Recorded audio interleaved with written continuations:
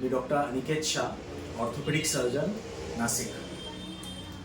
Mister Prasad यांनी D360 student ही जी movement चालू केली आहे ती फारच चांगली आहे आणि जे शिकतायत त्यांच्यासाठी फारच उपयुक्त आहे. त्याच्याबद्दल मी त्यांचं अभिनंदन करतो आणि त्यांच्याकडनं असं कार्य सतत वाढत राहावं ही इच्छा करतो.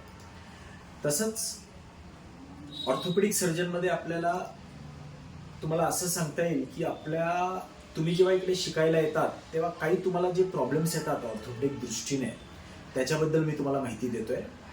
आपल्या बॉडीमध्ये साधारणतः 206 हाडं, 140 सांधे, मसल्स आणि लिगामेंट्स असतात. तर हे जे हाडं, मसल, लिगामेंट आणि जॉईंट, सांधे यांना काही डॅमेज झाला तर तुम्हाला त्रास होऊ शकतो. तर त्याच्यासाठी तुम्ही काय काळजी घ्यायला पाहिजे मी तुम्हाला सांगतो.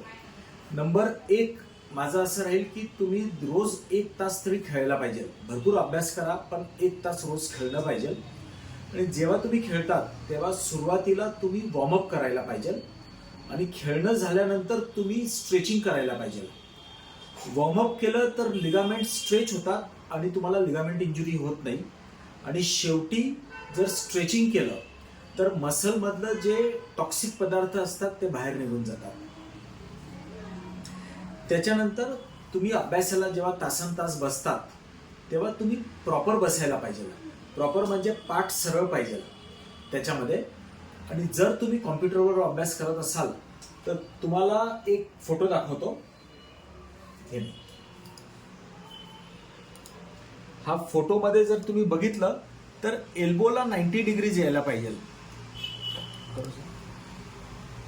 हे जे तुमच्या चेअरची ऍडजस्टमेंट करून तुमचं एल्बोला 90 डिग्रीज यायला पाहिजे.